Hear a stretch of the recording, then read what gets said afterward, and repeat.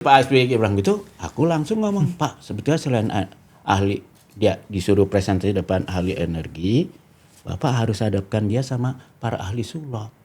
Wah, langsung marah. Memang Pak SBY sendiri cerita sama aku, dia kan pusing begitu dia jadi penguasa, semua orang saudara apa segala, ada yang datang bawa keris lah, ini dukun apa.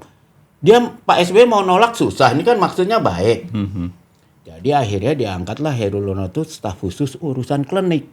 Jadi kalau ada yang urusan-urusan yang nggak masuk akal. Kompas terlalu ketat, terlalu tulisan-tulisan saya banyak yang dihilang-hilangin. Sensor ya. Oh. Banyak yang dihilangin seperti misalnya di Kalau bahasa pajaknya berburu di kebun binatang ini kan. berburu itu betul. Iya kan? Ada ratas, ada rapat kabinet, kita tinggal dapat rilis aja. Kita tinggal wawancara orang datang sendiri gitu. Enggak, bukan lebih gila dari situ.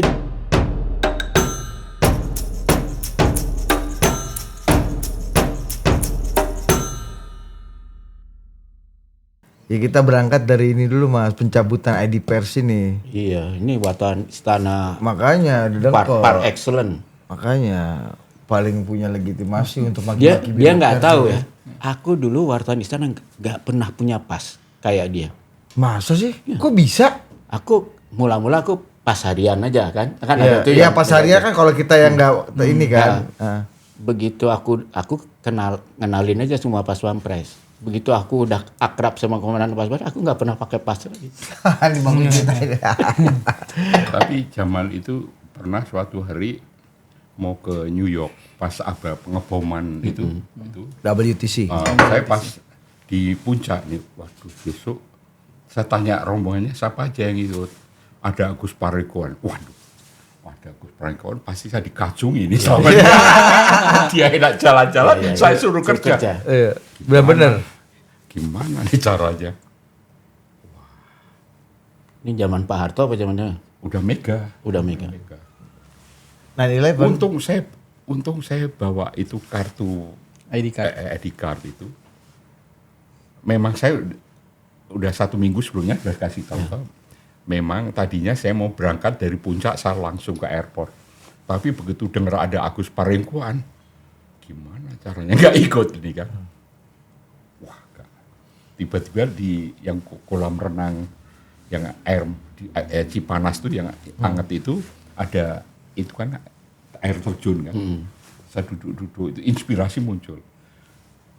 Kartu persnya, kartu istana yang kuning itu sama paspor saya lempar di air terjun itu. Bluk hilang. Hilang ya. Saat telepon udah ada HP itu. HP yang gede itu. Ya, Biro Pers. Pemretnya kan Rek. Dekat Bagon.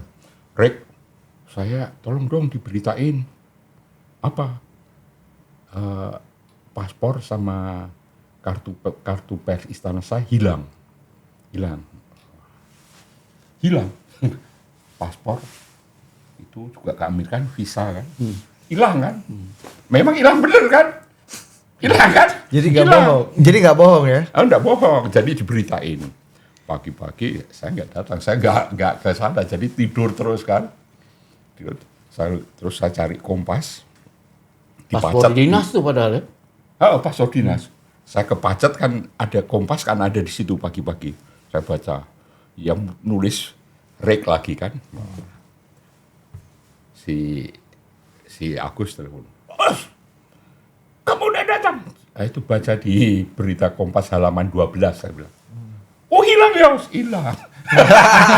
Selamat lah. Selamat, saya nggak ikut. Nggak ikut. Wah, Mimi segala tuh yang cerewet-cerewet, cewek-cewek itu bisnis Indonesia. Masa cara ini pura-pura. Waduh, gawat nih. Ini udah ketahuan nih trik-trik sulapnya deh kan. Nah, itu tadi bagian dari awal cerita kita.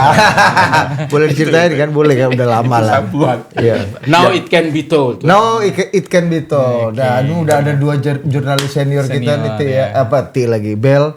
Ada Mas Joseph Osdar ya kan, wartawan senior Kompas.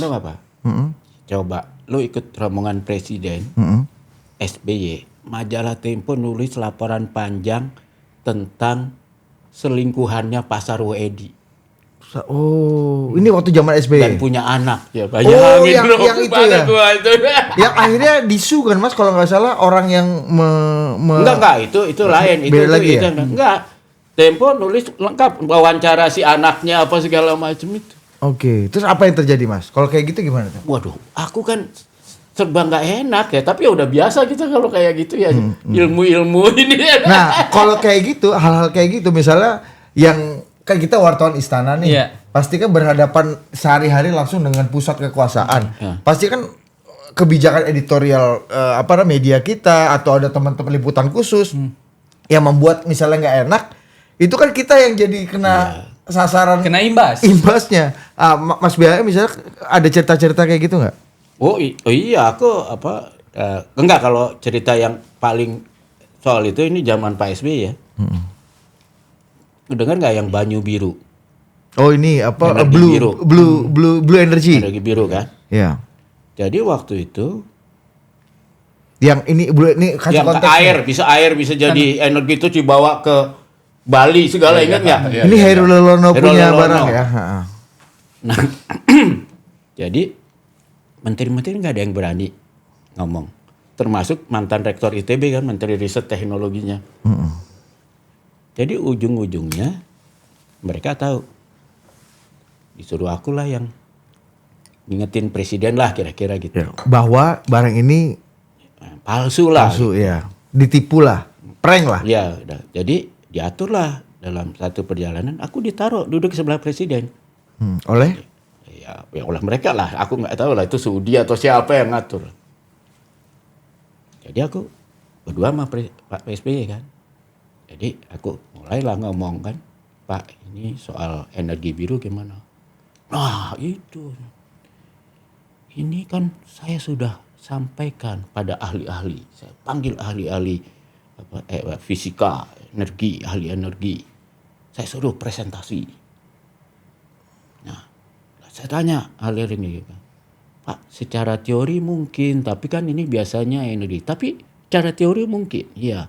Tapi belum ada ketemu. Oke. Terus ditanya, dia suruh ceritain gimana mekanismenya. Wah, dia bilang itu rahasia bisnis saya dong gitu. Wajar kan? Kata si penemu ini. Jadi saya udah jadi wajar dong kalau dia pengen apa? Itu kan hak dia, itu kan rezeki dia gitu. Hasil penelitian dia gitu. Nah, aku tuh gebleknya tuh karena terlalu fokus sama itu ya. Lupa misi utama. Enggak, aku mikir gini, Pak, aku tuh dulu waktu kecil tuh suruh ayahku belajar sulap. Ya kan?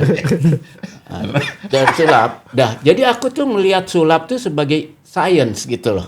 Itu kan cara pengelabuan, cara pengalihan isu apa segala gitu. Jadi aku tidak melihat sulap tuh, aku melihat sulap itu sesuatu yang oke gitu. Ya. Jadi aku kan udah pelajarin sebelum ketemu Pak SBY kan, diisi tuh tangkinya pakai air, ingat gak? Tapi kan aku tahu ini kalau ilmu sulap gampang. Tangki itu ada pipa kecilnya kan ke atas, supaya yang kotoran nggak masuk kan.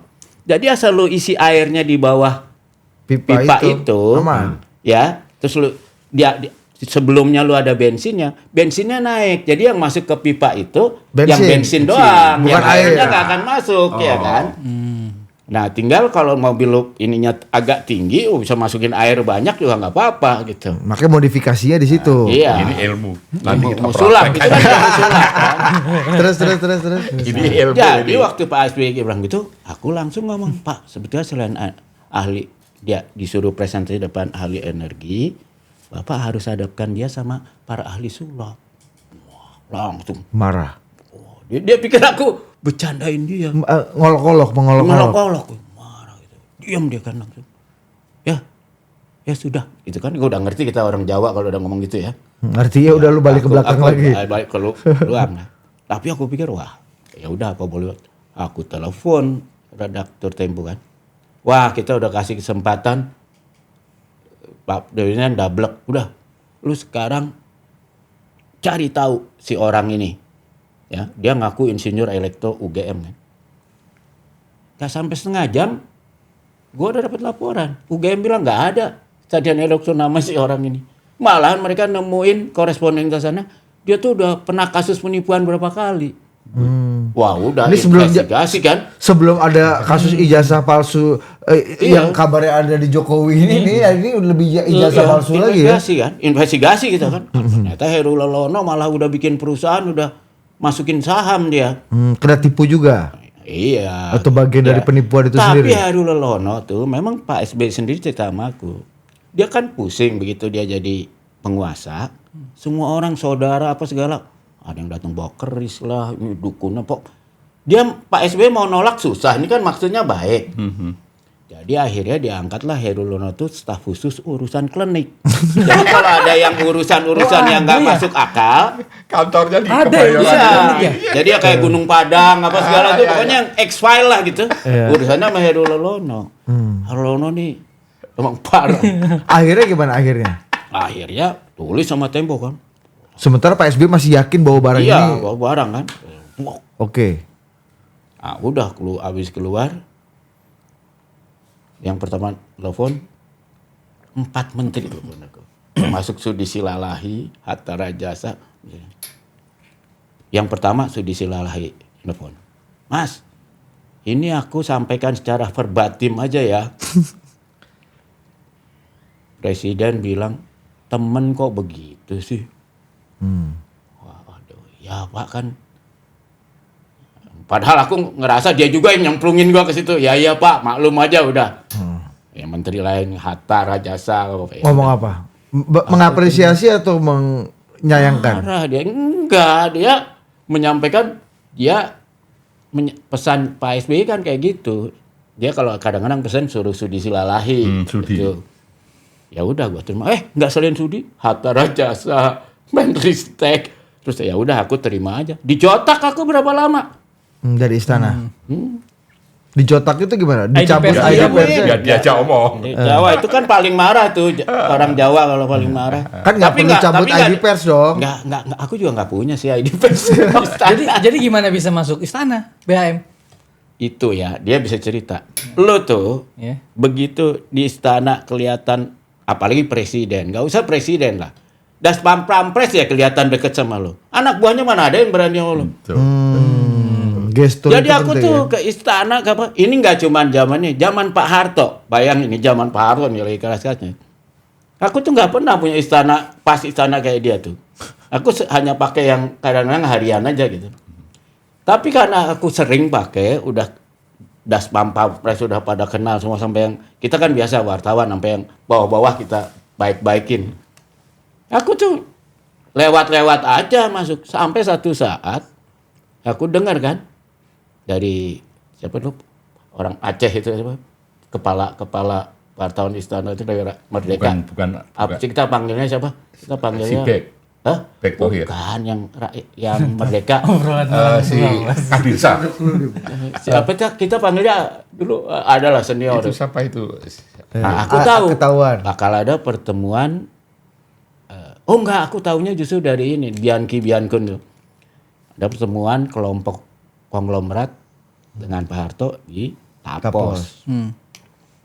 Aku naik mobil pagi masuk aja ke Tapos, buka jendela gini-gini aja, plus aja masuk. Terus aku duduk di acara itu belum lama baru busnya datang tuh kan. Bus wartawan. Jadi aku disangka tim advannya. Tapi emang ini masalah mental ya. Iya. Mas Ini Osdar udah mulai? gimana? Belum kan? Udah dari tadi udah mulai Mas Osdar. mulai? Udah mulai, iya. Udah kenalin Mas Osdar, tapi ini belum kita kenalin BHM. Udah tahu lah. Udah tahu lah. Iya, ini dua wartawan senior. Mas Osdar gimana ngelihatnya? Ya marah. Ini tadi pertanyaannya sama. Sebelum nanti kita bahas pencabutan ID itu ya. Tadi kadang-kadang kita yang sehari-hari Mas Osdar ada di istana. Tapi yang bikin marah misalnya itu kawan-kawan yang bikin liputan khusus, liputan investigasi atau hal-hal yang reportase yang nggak disukai lah. Ada cerita nggak Mas Osdar? Saya mengalami kalau waktu jam Pak Harto, tapi kalau langsung ngomong pencabutan ya, nggak apa-apa ya. Boleh. Kalau dimarah sih sering ya saya kan, karena sebelum Siapa yang paling sering marah Mas Osdar? yang dulu yang sering marah pada saya itu Saidi kan. Oh ya, Saidi itu siapa? Pak Saidi itu karena nggak sampai level Pak Murdiono. Pak Saidi kan Pak Saidi itu siapa Mas? Said itu Kepala dulu- Biro Istana lah untuk tapi dia pers. deket lah, siapa deket? Era siapa nih? Itu Pak Harto. Pak Harto. Pak Dan itu Harto. masih boleh dibilang temannya Pak Harto ya, Iya. Pak Saidi. Jadi Yang hubungannya bisa- personal. Tentara nih. tentara, Iya, asisten. tentara. Tapi Angkatan Darat ya. Sersan atau apa itu kan. Tapi dia selalu, Pak Harto itu nggak bagus itu, dia bisa. Iya. Itu berdirinya jangan begitu Pak Harto, dia bilang. Iya. Gak boleh pakai celana jeans. Nggak boleh izin, dia bisa gitu. Nah, selalu, Bos, kalau kita berangkat tuh jangan nulis dulu, itu loh. Kan dulu kalau mau berangkat ke perjalanan kan udah dikasih jadwal, supaya besok saya nggak usah pusing-pusing nulis, repot perjalanan supaya bisa lihat, tulis dulu aja kan, tulis dulu kasih munculin. Udah muncul kan, kita berangkat muncul, nanti pas di sana nggak usah nulis Iya, kan. iya. Kita jalan-jalan aja. Tinggal ditambah-tambah atau dikurang-kurang lah dikit, ya. kan. Quote-quote apa segala macam. Itu sering dimarah. Terus tapi suatu perjalanan yang saya ingat saya dimarah sama Pak Harto itu dari Turki.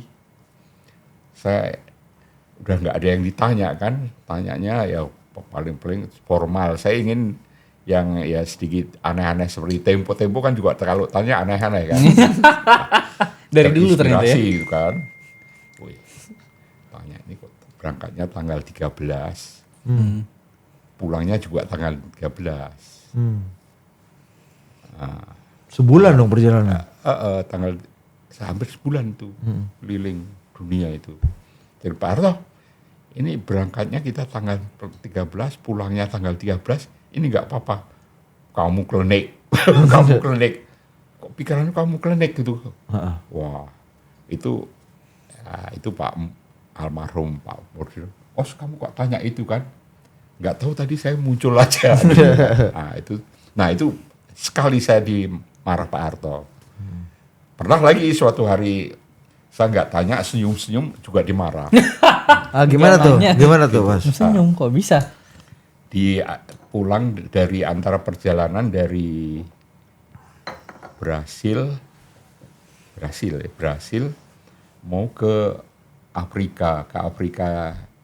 Afrika itu nggak tahu lewat mana, mampir di Pulau La Palmas yang di Ya, Las Palmas ya. Las Palmas Isi bensin, itu biasanya isi bensin kan.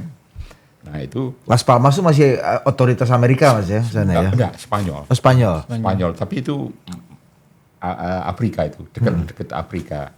Sebelum sampai situ, biasa kalau dalam perjalanan pertama kan Pak Harto kok ngumpul-ngumpul terus tanya jawab kan. Di atas pesawat. Di atas saya biasa ditanya. Nah saya males tanya kan, udah capek kan perjalanan udah hampir mendekati 3 minggu kan. Jadi saya lihat tuh sambil senyum-senyum aja. Tiba-tiba Pak Harto, nggak tanya malah senyum-senyum gitu, senyum-senyum. Itu artinya apa? Nggak ada Pak, nggak ada gitu. Apa gunanya ikut kalau cuma senyum-senyum? Nah, itu pernah terjadi. Tapi itu kan marah-marah kecil Pak, Mas Osdar ya kan, bukan Iya. marah yang karena itu loh apa? Sampai membuat gempa liputan gitu ya. investigasi yang menyangkut keluarga atau misalnya menyangkut program yang dia sangat inilah. Ada nggak tuh Mas? Misalnya Kompas bikin apa gitu, Mas Osdar yang kemudian di Kompas terlalu ketat, terlalu tulisan-tulisan saya banyak yang dihilang-hilangin. Sensor kan. ya. Oh. Banyak yang dihilangin, seperti misalnya dulu KNPI kan. Pernah lolos. KNPI kan. KNPI itu saya sebut organisasi yang hobinya sowan pejabat itu lolos. Wah, saya dimaki-maki banyak orang. Nah, itu satu-satunya berita saya yang agak Keras. bagi saya nggak tahu keras atau ngawur. Iya. Seperti halnya kalau suatu hari saya nggak mau nyebut nama ini kan. Iya, iya. Suatu hari saya pas jalan mau ke istana. Biasa dulu istana paling safe tuh bawa ini kan, Handphone. bukan Notes. rekaman. Oh, rekaman. Saya nggak bawa rekaman, udah pakai jas, lewat Pondok Indah. Di Pondok Indah tuh penuh waktu itu jam. Terus Macet. Bukan macet. Pondok Indah Mall. Di parkirnya dulu penuh. Jadi saya parkir yang di deket golf itu. Ya. Terus masuk ke Pondok Indah Mall 1 itu lewat lewat kolam renang. Kolam renang. Nah, ada seseorang bintang film gitu kan. Bintang film terkenal. Nyegat saya. Cewek kan? Oh cewek. Oh ke situ, oke. Cewek, baru bawa anaknya berenang-berenang gitu kan. Bilang, halo, Osdar mau kemana ini? Mau kemana nih? Saya mau liputan nih. Mana wartawan pakai jas, pakai dasi? Ya nggak tahu bahwa di istana kan pakai jas dasi. Nggak mungkin ini pasti mau pacaran ini kan. Jalannya sempit ini kan. Dia bilang, gimana caranya supaya dia menyingkir kan? Saya bilang, tuh. Dia kan bawa anaknya ini ketiaknya itu, rambut ketiaknya kan melambai-lambai kan. Pakai you can see ya? You can see. Oh, iya. Saya bilang, tuh ketiakmu kelihatan tuh. Dia malah ambil air, ceprat. Basah saya. Saya mau ke istana nggak bisa, mampir. Langsung ke kantor kan. Kantor Kompas ya? Kompas saya duduk. Pemberatnya, kok nggak ke istana, ada acara ini, tamu negara. Basah nih, ini nggak hujan kok basah. Saya nggak bisa menjelaskan apa-apa. Waduh, gimana ini? Udahlah, terima kemarahan kan. Nggak ada yang mengganti di istana malam minggu. Nah, tiba-tiba pas saya dalam keadaan galau, ada salah satu redaktur Kompas, 3 redaktur Kompas Minggu tanya, Osdar, minta dong nama peristiwa. Tokohnya Kompas. Ada ini, mau perempuan? mau. Si artis ini? Ya, tentang artis ini. Inilah artis yang berkata sambil memperlihatkan ketiaknya, bulu ketiaknya yang melambai-lambai. Ini maksudnya bukan untuk dimuat. Saya nungguin pasti kan dikirim pakai komputer itu kan awal-awal komputer kan. Saya kirim saya tunggu pasti pada marah kan ibu. Apa kayak gini dikirim gitu. Emang maksudnya mau gangguin kawan-kawan. Jangan gitu karena perempuan nih kan. Pas saya tunggu kok nggak ada reaksi apa-apa. Tiba-tiba pas saya nunggu, teman-teman saya dulu di mes Kompas di Kuitang kan, ada 3 teman saya yang bandel-bandel nih, yang namanya Romo Sindu, Fake, terus satu lagi siapa itu? Itu Mas Osdar nyebut nama tuh di dalam artikel nama peristiwa itu. Nama, tapi sekarang nggak berani saya menyebut. Dan mantan. Terus canggih. Lupa saya kalau kirim itu kan nggak ada reaksi. Temen yang 3 ini wartawan senior semua. Ayo kita nonton zaman dulu nonton, kita senang nonton silat itu. Ya. Yang murah-murah di Senen itu. Oh, bioskop Senen perempatan ya. Itu ada 3 gedung film kan. Ya. Kita nonton kan. Santai aja tuh. Hari malam minggu ya. Malam minggu. Iya. Kan ada jam 5 film pertama nonton. Setelah itu sebelahnya bagus lagi, nonton lagi sampai midnight selesai. Saya pulang ke mes. Pulang ke mes, tidur tiba-tiba pagi-pagi yang bersangkutan telepon. Osdar. Matiin juga. Jangan-jangan nggak di rewrite ini. Iya. Kok dimasukin ya. Sama orang bilang, tolong beliin Kompas. Beliin. Masalah. Nggak dicoret, nggak di apa-apa. Nggak diedit ya. Ada foto, ada nama, ada peristiwa ya. Waduh, saya termasuk detail soal peristiwa ketiak itu, Mas. Orangnya nggak mau ngomong lagi sama saya. Nah, suatu hari bertahun-tahun kemudian ada wartawan baru masuk di Kompas. Belum tahu siapa saya udah GR aja. Saya kira saya populer. Ini Mas Osdar ya? Iya, kenapa? Saya kira, saya populer. Ternyata kok kenal saya? Belum ketemu kok udah kenal. Iya Mas. tadi di pelatihan, contoh berita yang paling buruk tuh Mas Osdar. Kata wartawan junior.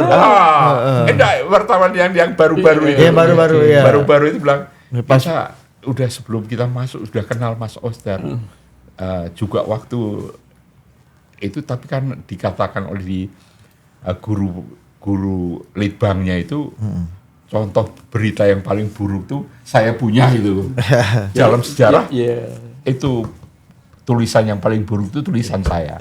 Jadi sebetulnya dia dikerjain sama redaktur yang tadinya dia pengen kerjain itu.